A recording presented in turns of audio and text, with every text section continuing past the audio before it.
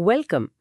आज हम बात कर रहे हैं स्पोकन इंग्लिश के एक बहुत ही यूजफुल टूल की, फ्यूचर परफेक्ट टेंस। जी। सोचिए, फ्यूचर के बारे में हम बात करते हैं जैसे मैं ये करूंगा या आई विल डू दिस। ये तो सिंपल है।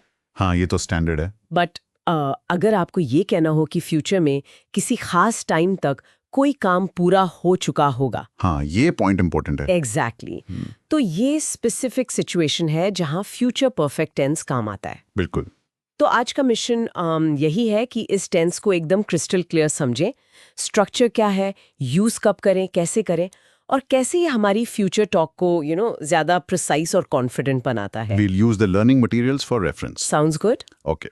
तो सबसे पहले बेसिक ब्लूप्रिंट मतलब स्ट्रक्चर देखते हैं। ये है subject plus will have plus और फिर वर्ब का पास्ट पार्टिसिपल फॉर्म, जिसे V3 फॉर्म भी कहते हैं। V3 फॉर्म, और फिर ऑब्जेक्ट।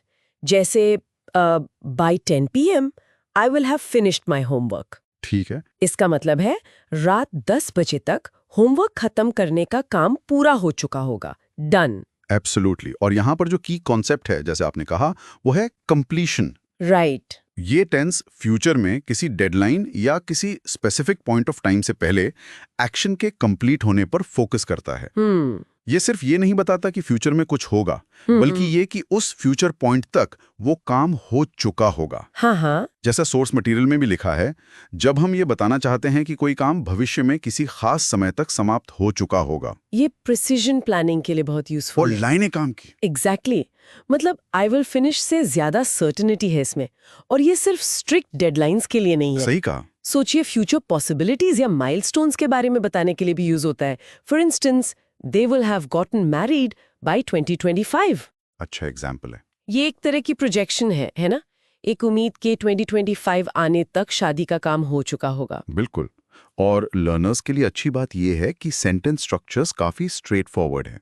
अफर्मेटिव यानी पॉजिटिव सेंटेंस, जैसा आपने बताया, she will have completed the work. हाँ। नेगेटिव बनाना भी सिंपल है।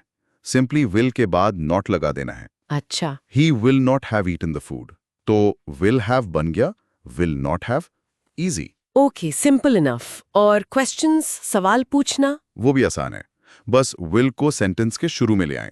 जैसे Will they have reached the station by 5 PM? Structure wise तो काफी लॉजिकल है ये। हाँ, स्ट्रक्चर तो सिंपल है, विच इज हेल्पफुल। पर लर्नर्स अक्सर कंफ्यूज कहाँ होते हैं, मतलब इसे कब यूज करना है वर्सेस मान लीजिए सिंपल फ्यूचर। हाँ, ये कॉमन कंफ्यूजन है। कई बार क्लैरिटी के लिए फ्यूचर परफेक्ट चाहिए होता है, पर लोग सिंपल फ्यूचर यूज कर लेते हैं। Finish the work by tomorrow, ये सिर्फ फ्यूचर एक्शन या शायद इंटेंशन बताता है। But I will have finished the work by tomorrow, ये अश्योरेंस देता है कि कल तक काम पूरा हो चुका होगा। राइट। ये डिफरेंस इंपॉर्टेंट है क्लियर कम्युनिकेशन के लिए। बिल्कुल। एक और कॉमन एरर जो सोर्सेज में मेंशन्ड है वो है विल बी हैव का यूज। ये गलत है। हाँ, ये बहुत कॉमन मिस्टेक है। याद रखना है, हमेशा सिर्फ विल हैव होता है। जी।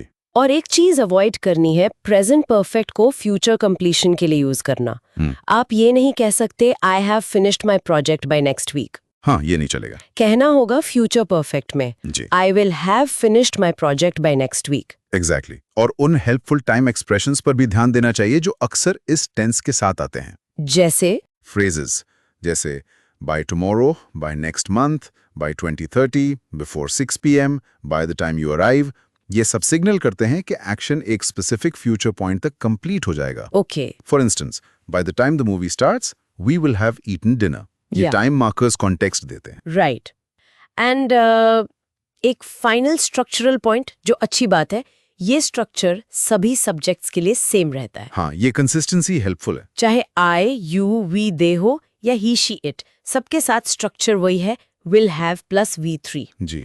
He will have decided by Friday, we will have decided by Friday. Subject बदलने से स्ट्रक्चर नहीं बदलता, कंसिस्टेंट है। बिल्कुल।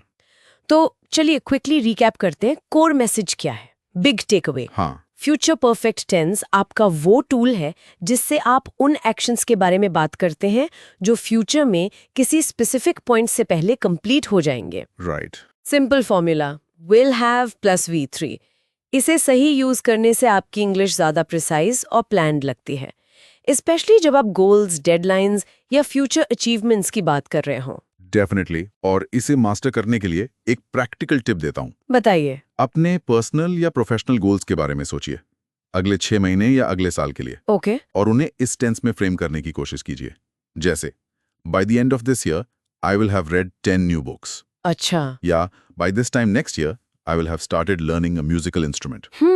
इसे एक्टिवली ऐसे यूज करने से स्ट्रक्चर दिमाग में बैठ जाता है और स्पोकन इंग्लिश ज्यादा फ्लुएंट और नेचुरल लगती है। That's a fantastic final thought. Active practice ही की है। जी बिल्कुल। एंड इसी के साथ हम आज के इस फोकस सेशन के एंड पर पहुंच गए हैं। फ्यूचर परफेक्ट को प्रैक्टिस करते रहिए।